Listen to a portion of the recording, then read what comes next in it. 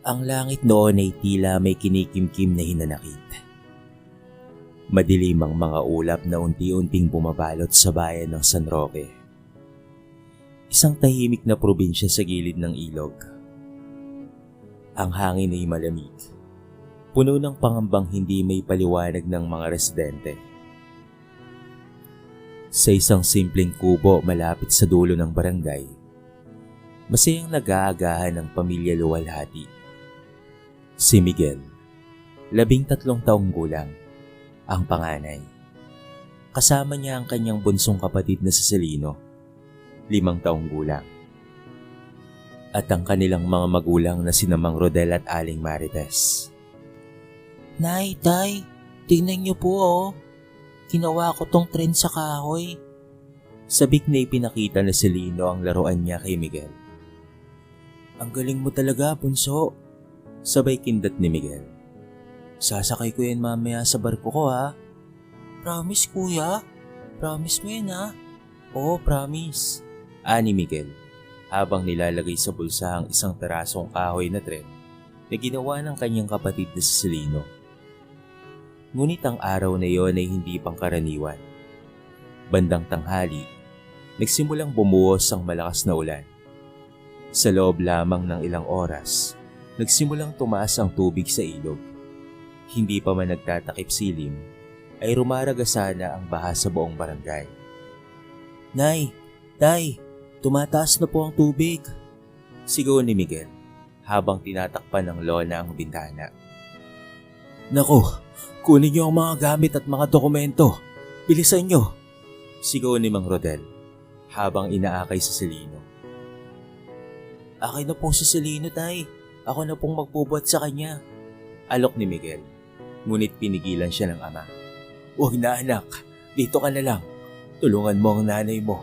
Ako na sa kanya. Ngunit sa isang iglap, biglang bumigay ang pader ng kubo. Pumasok ang rumaragasang tubig na para bang dambuhalang hayop na sumisira ng lahat ng kanyang daraanan. Celino! Huling sigaw ni Miguel habang tinatangay ng agos ang kanyang kapatid. Sinubukan niyang sumisid upang habulin ito, subalit ang tubig ay malupit at madilim. Nay! Tay! Hinanap niya ang kanyang mga magulang, ngunit natangay na rin sila ng rumaragasang agos ng baha. Nagising na lamang si Miguel sa putikan. Hawak pa rin ang laruan na tren sa kanyang kamay. Umiiyak siyang sumisigaw sa kawalan. Ang paligid ay tahimik, liban sa ingay ng tubig at pag-iyak ng ibang mga survivor. Ang kubo nila ay nawasak, at ang buong barangay ay nagmistulang dagat ng putik at kahoy. Makalipas ang 3 araw, natagpuan ang bangkay ni Mang Rodel at Aling Marites. Ngunit sa Celino, walang bakas, walang katawang lumutang, walang gamit na naisalba. Mula noon, naging layunin na ni Miguel ang hanapin ang kanyang bunsong kapatid. Sa bawat batang lalaki na nakikita niya sa evacuation center, umaasa siya. Sa bawat ulat patungkol sa batang ulila, nagpupunta siya. Ngunit wala. Parang nawala sa Celino sa mundo. Sa huling araw ng burol ng kanilang magulang, hawak ni Miguel ang laruan na tren. Babalikan kita, bunso. Hanapin kita. Kahit ilang taon pa ang lumipas. At ng gabing iyon, habang nakaupo sa tabi ng apo ng kanilang tahanan, nagsimula ang bagong kabanata sa buhay ni Miguel. Isang kwentong puno ng pag-asa, sakit at paghahanap. Lumipas ang ilang taon. 18 taon na si Miguel nang marating niya ang Maynila. Dala ang isang lumang bag, ilang peraso ng damit, at ang laruang tren na ginawa ni Celino. Yun na lamang ang tanging alaala ng pamilyang kinalimutan na ng panahon at baha. Walang kakilala, walang matitirhan, at walang malinaw na direksyon ng buhay. Pero matibay ang kanyang layunin.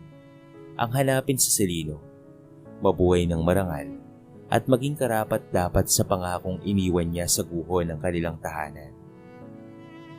Sa unang linggo ay tumira siya sa gilid ng terminal ng bus sa Cubao. Natutulog siya sa karton. Palipat-lipat ng pwesto para makaiwas sa mga tanod. Sa araw, naghahanap siya ng trabaho. Nagsusumamo sa mga kainan at pati na rin sa tindahan. Ngunit palaging nauuwi sa pagtanggi. Anong alam mo? Hindi ka naman nakapagtapos ng high school. Sabi ng manager ng isang fast food restaurant. Pwede po akong maghugas ng mga pinggan kahit walang bayad. Kahit 1 linggo lang po. Para lang po may mapatunayan ako. Pakiusap niya. Ngunit sinarahan lamang siya ng pinto. Isang gabi, habang nakaupo sa bangketa at kumakain ng 5 pisong tinapay, may lumapit sa kanyang matandang lalaki. May dala itong basket ng mga basahang nilalako. Gusto mo ng trabaho, iho? Tanong ng matanda. Opo, kahit ano po, basta't legal. Sagot ni Miguel. Dinala siya nito sa isang maliit na bodega sa Tondo, kung saan ay pinagsusupot ng mga recycled plastic at basahan ng mga bata at matatanda. Hindi malaki ang kita, 100 pesos kada araw, pero sapat na para makabili ng kahit papaano'y pagkain. Doon nagsimula ang pagbabago. Pagkaraan ng 1 buwan, nakita ng may-ari ng bodega ang kasipagan ni Miguel. Hindi siya nagnanakaw, hindi nagrereklamo, at kahit may lagnat, ay pumapasok pa rin siya. Miguel, bago na ang pwesto mo bukas. Sabi ng may-ari, ikaw lang magbabantay sa listahan ng delivery. Marunong ka bang magbasa at magsulat? Opo, marunong po ako kahit hanggang grade 10 lang po ako. Pinagkatiwalaan siya ng may-ari ng simpleng trabaho. Maglista ng mga item, tumanggap ng resibo, at magsuri ng mga padala. At mula roon, unti-unti na siyang umangat. Nang makaipon siya ng kaunti, kumuha siya ng murang silid paupahan. Maliit, putas ang bubong, pero hindi na siya natutulog sa ilalim ng overpass. Habang gumaganda ang takbo ng buhay ni Miguel, hindi pa rin siya tumitigil sa paghahanap. Tuwing Sabado, lumilibot siya sa mga orphanage, kinakausap ang mga direktor. Nagbabaka sakaling may batang tinangay ng baha, mahigit 1 dekada na ang nakakalipas. Sa panahong ito, 25 taon na si Miguel. Wala po ba kayong tala ng batang Celino Luwalhati? 5 taong gulang, tinangay ng baha noong 2010 sa San Roque, Laguna.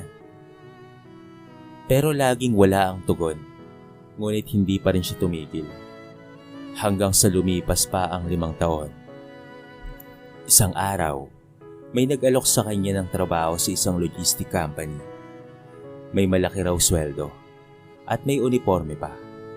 Kaya naman tinanggap niya kaagad ito. Sa unang araw ng kanyang bagong trabaho, hindi niya inaasahan na ang kumpanyang iyon, na Argone Holdings, ang magiging tulay sa muling pagkikita nila ng kanyang nawawalang kapatid. Wala siyang kaalam-alam na ang CEO ng kumpanyang iyon ay kilala bilang pinakamatapobre, pinakasuplado at palaging galit. Walang iba kung hindi ang binatang si Claro Argone. Isang lalaki na may mga lihim na kahit siya mismo ay hindi pa alam. Sa unang araw ni Miguel sa Argone Holdings, dama niya kaagad ang pagkakaiba. Malinis ang gusali, naka-aircon ng bawat sulok, at halos lahat ng empleyado ay nakasuot ng desente at mamahaling kasuotan. Ngunit ang higit na napansin ni Miguel ay hindi ang kinang ng opisina, kung hindi ang tensyon sa paligid.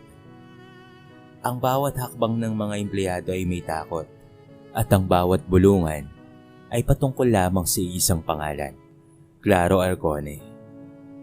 Lagi mong babantayan ang bibig mo ha, kasi baka marinig ka ni Sir Claro.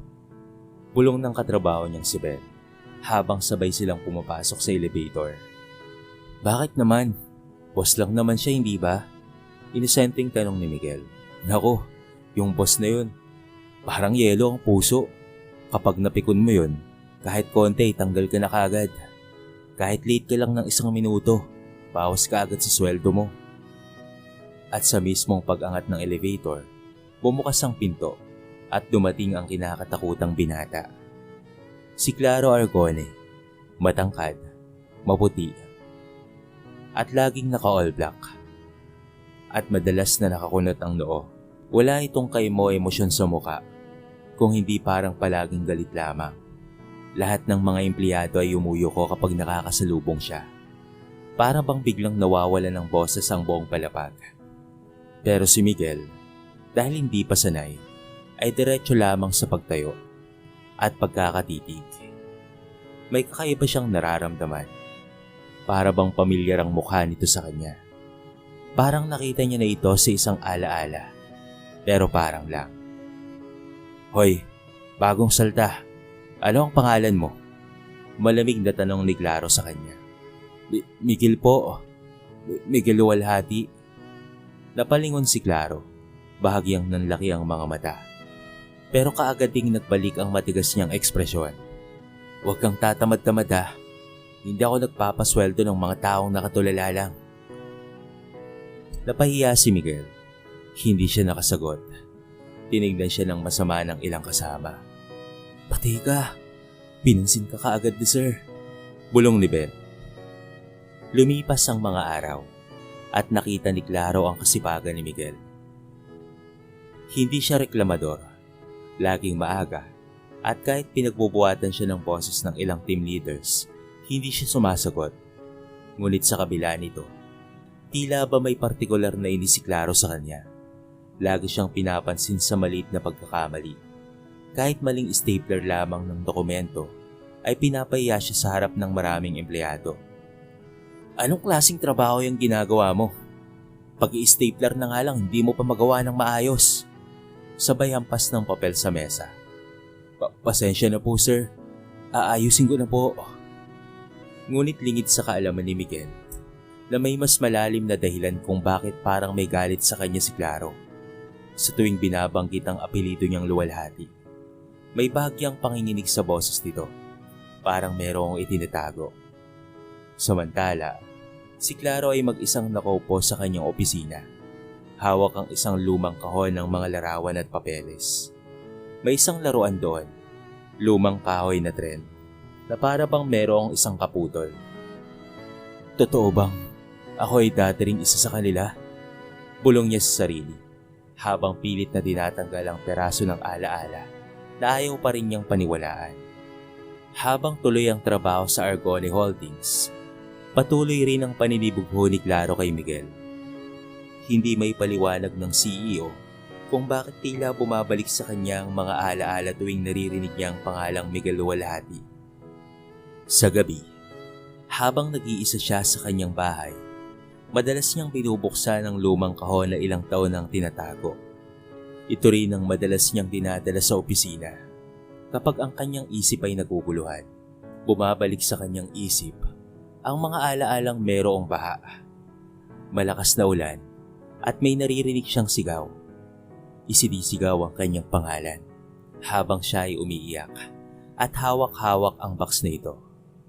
Pilit niyang inaalala ang mga kwento sa likod ng mga gamit na nasa loob ng box. Katulad na lamang ng lumang damit, isang lumang litrato ng mag-anak na hindi niya matandaan, at ang pinakapaborito niyang gamit, isang putol na laruang tren na gawa sa kahoy. Tila ba parang may malabong alaala na hindi malinaw sa kanya. Pero ngayon ay pilit na kumakatok sa kanyang isipan. Isang senaryo ang paulit-ulit na lumilitaw sa kanyang panaginip. Isang batang lalaki na umiiyak habang hinahampas ng rumaragas ang baha ang kanilang bahay. May tumatawag sa kanyang pangalan, pero hindi klaro kung hindi Salino. Salino! Hawakan mo ko! Sigaw ng isang batang lalaki. Ngunit sa panaginip ay nalulunod siya.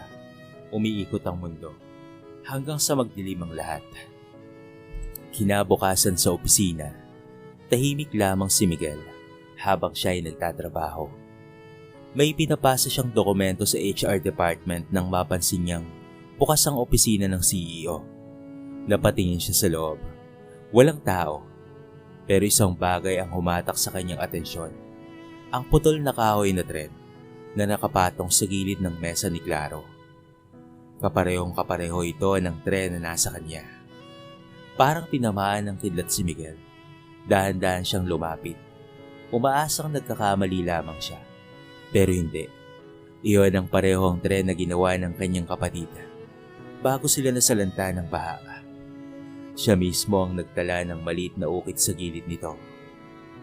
Iniukit niya ang pangalan na si Lino at pati na rin ang pangalan niya. Alam niyang ito iyon sapagkat nasa kanya ang kaputol ng tren na ito. Itinabi niya sa loob ng mahabang panahon. Dahil doon ay napatra siya. Iniisip niya kung bakit nasa opisina ni Claro ang laruan na si Lino. Paglabas ni Claro mula sa pantry, ay dumiretso siya sa kanyang opisina. At pagkarating niya doon, ay napatitig siya kay Miguel. Takang-taka siya kung bakit titig na titig ito sa tren na laruan. Maya-maya ay nagsalita na si Claro. Bakit? Anong problema? Malamig na tanong niya. Wala po sir. Pasensya na po. Ani Miguel sa bayo ko. Pero hindi niya mapigil ang tibok ng puso niya. Hindi na ito simpleng paghinala. Samantala, sa bahay na pagmamay-ari ng pamilyang umampon kay Claro, isang matandang babae ang matagal nang may itinatagong sikreto. Habang pinapanood ang isang news segment kung saan ini-interview si Claro bilang self-made businessman, napaluha ang matanda. Anak, patawad sapagkat hindi mo alam ang totoo. Bulong niya habang hinahaplos ang lumang larawan ng batang si Celino. Sa bahay ni Sir Ernesto at Ma'am Liza, ang mag-asawang umampon kay Claro, tila hindi matahimik si Ma'am Liza. Matagal na niyang tinatago ang lihim.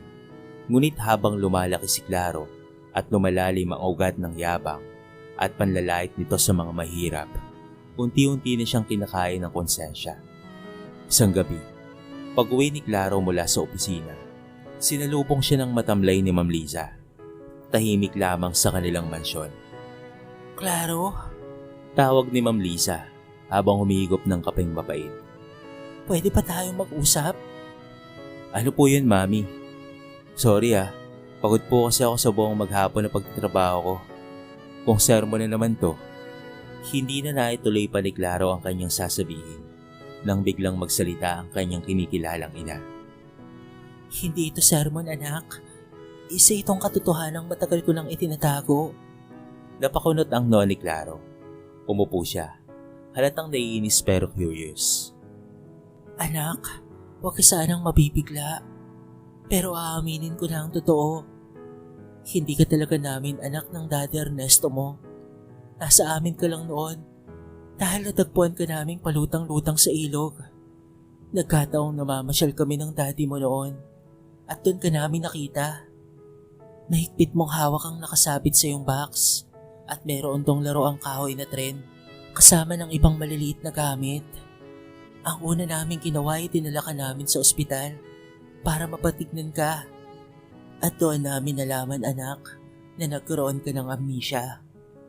Sinubukan naming hanapin ang mga magulang mo at inireport ka na rin namin. Pero walang naghahanap sa iyo, anak. Kaya naman mula noon ay kami na ang umampun sa iyo. Dahil sa narinig ni Claro, ay parang tumigil ang kanyang mundo. Ang laruan, ang panaginip, ang sigaw ng isang batang lalaki sa gunita niya. Lahat ng iyon ay totoo. Hindi ka namin kayang iwan. Napamahal ka na sa amin, Claro. Pinalita namin sa mga barangay pero walang sumipot para hanapin ka. Kaya't pinalaki ka na lamang namin mula noon. Pinalaki ka namin na para naming tunay na anak. Maaaring ang ilan sa mga alaala mo ay nabura nang dahil sa matinding trauma at pagkatama ng iyong ulo sa mga bato. Kaya naman hindi na namin pinilit pang maalala mo ito dahil palaging sumasakit ang ulo mo kapag naiisip mo ang bagay na yon. Pero bakit ngayon lang? Bakit ngayon lang sinabi? Nanginginig na tanong ni Claro. Dahan-dahang inilabas ni Ma'am Liza ang isang lumang Polaroid. Larawan ng isang batang Claro, kasama ang isang batang lalaki na may hawak rin na tren. Yan ang isa sa mga natagpuan namin kasama ng box na nakaibit sa katawan mo. Kasama yan ang isa pang larawan na nasa iyo, anak. Nakalagay sa likod ng larawan na yan ang pangalang Kuya Miguel. Biglang kumabog ang dibdib ni Claro. Imposible, bulong niya. Hindi maaaring si Miguel yun. Yung empleyadong pinapahiya ko palagi. Yung laging tahimik at nagpapakumbaba. Muling bumalik sa isipan niya ang mukha ng binata, ang apelido at ang luwalhati.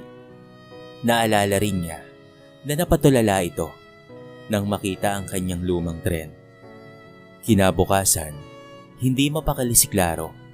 Sa unang pagkakataon, hindi siya sumigaw at hindi siya nagalit. Tahimik siyang pumasok sa opisina, dala ang lumang litrato at ang kahoy na tren. Sinadya niyang puntahan si Miguel sa accounting department. Tahimik itong nagtatype. Seryoso sa trabaho. Si Miguel kasi ay all-around na utusan sa kanilang kumpanya.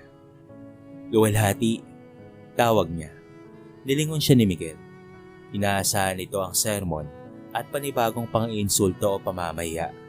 Pero laking gulat niya nang makita niya ang kahoy na tren at ang lumang litrato.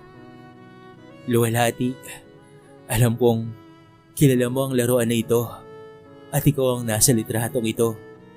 Hindi makapaniwala si Miguel. Tinignan niya ang litrato. Walang duda. Siya nga ang batang iyon, kasama ang kanyang kapatid na si Celino. Maluwa-luwa si Miguel habang siya'y unti-unting tumatayo. Tinignan niya si Claro ng diretso. Celino? Celino, ikaw ba yan? Bulong ni Miguel.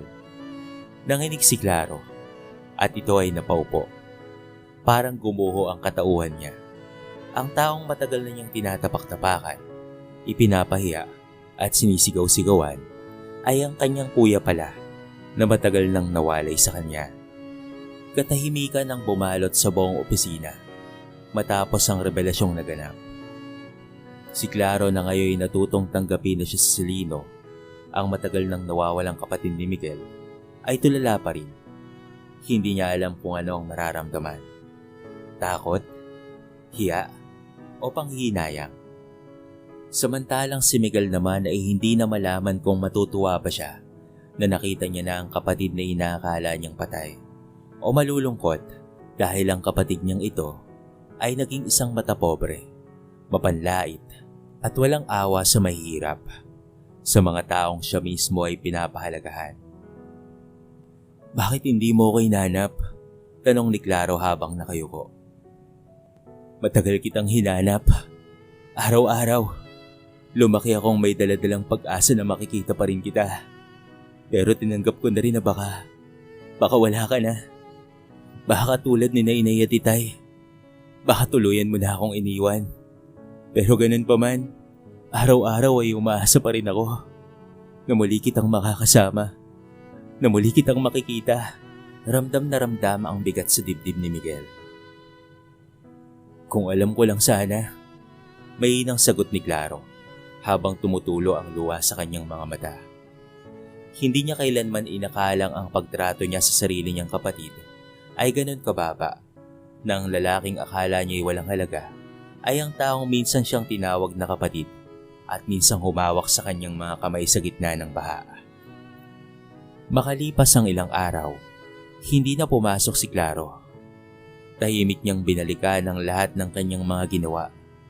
Ang bawat pang-api, ang bawat pagmamalaki, at ang bawat pangungutya sa mga taong gaya ng dati niyang pinagmulan. Sa bahay, muli siyang humarap kay Ma'am Liza, ang kanyang kinilalang ina. Mami, salamat po sa lahat ha. Hindi ko alam kung paano ko pong may tatama ang lahat. Umiiyak niyang sabi. Hindi pa huli ang lahat, anak. Sagot ni Ma'am Liza habang pinupunasan ng kanyang luha. Ang mahalaga, alam mo na kung sino ka. Ngayon, nasa sa'yo na kung anong klaseng tao ang pipiliin mong maging. Niyakap niya ang kanyang itinuring na ina na si Ma'am Liza. Dahil sa sinabi nito, ay sobrang natauhan siya.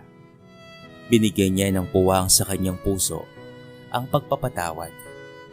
Pagpapatawad sapagkat hindi man niya lubusang maalala, pero merong sa puso niya na para bang Pinabayaan siya ng kanyang pamilya, kaya marahil ay palagi siyang galit.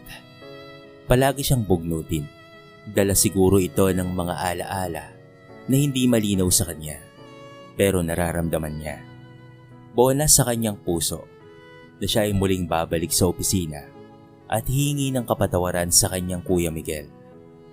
Pero isang gabi habang siya ay natutulog, muli niyang napanaginipan ng senaryo kung saan ay inilalagay niya sa box ang kanyang mga gamit.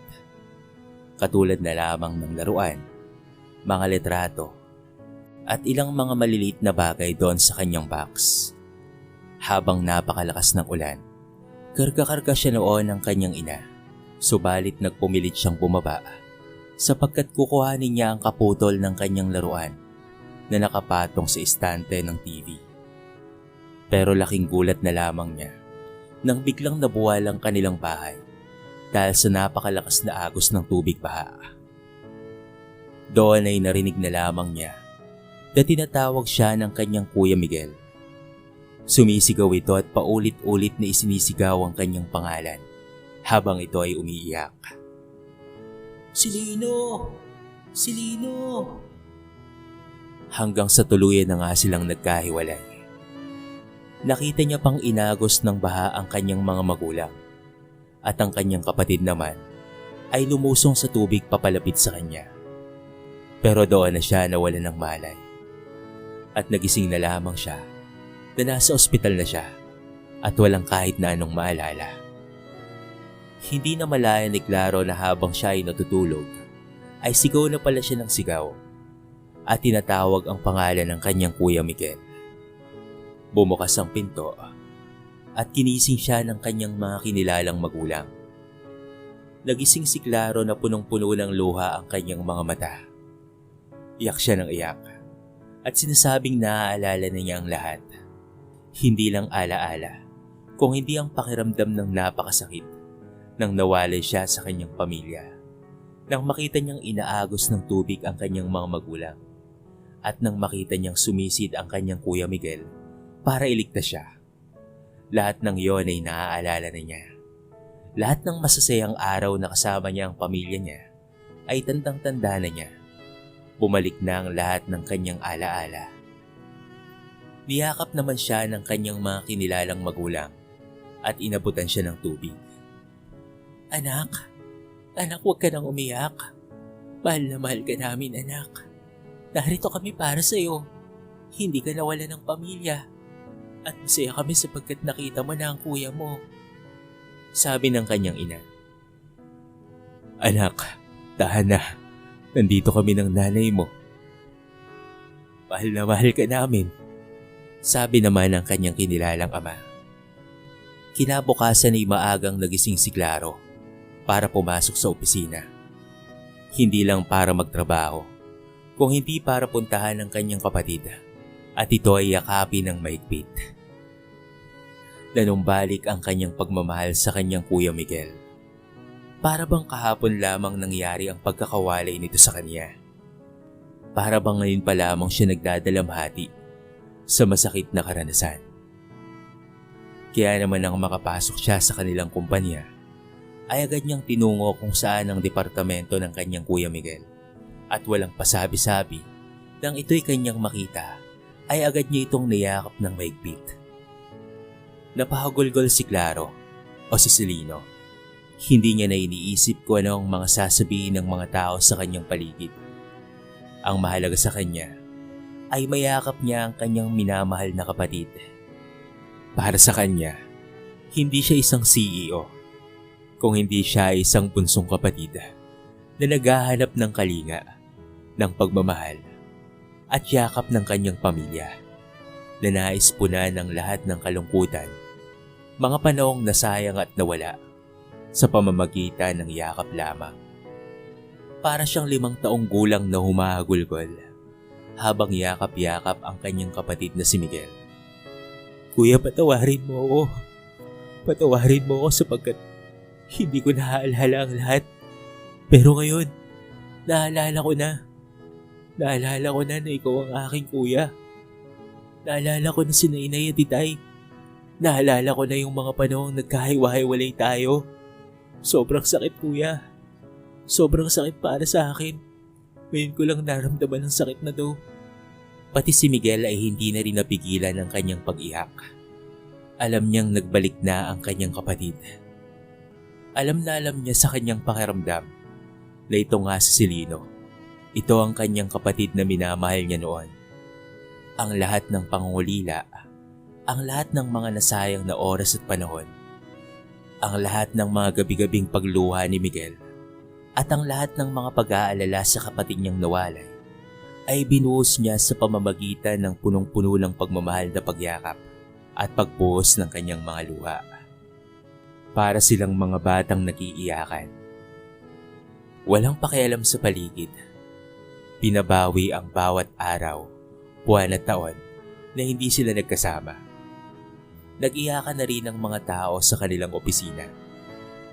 Nadala sa pagtatagpong iyon ng magkapatid na nawalay sa isa't isa at muling nagkasama. Mula nga ng araw na yon ay pinangako nila sa isa't isa na hindi na sila magkakawalay pa. Wala man na ang kanilang mga magulang. Masaya naman na si Miguel at Celino sapagkat muli silang nagkita. Alam nila sa kanilang mga sarili na masaya rin ang kanilang mga magulang sapagkat sila'y nagtagpo ng muli. Nagbago na ang ugali ni Celino.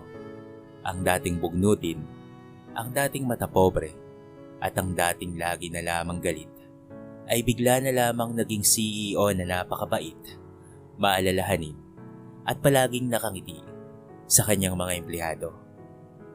Ibang-iba sa Celino sa dating klaro, kaya naman ang dating iniiwasan na boss, ngayon ay palagi na lamang nilalapitan ng kanyang mga empleyado.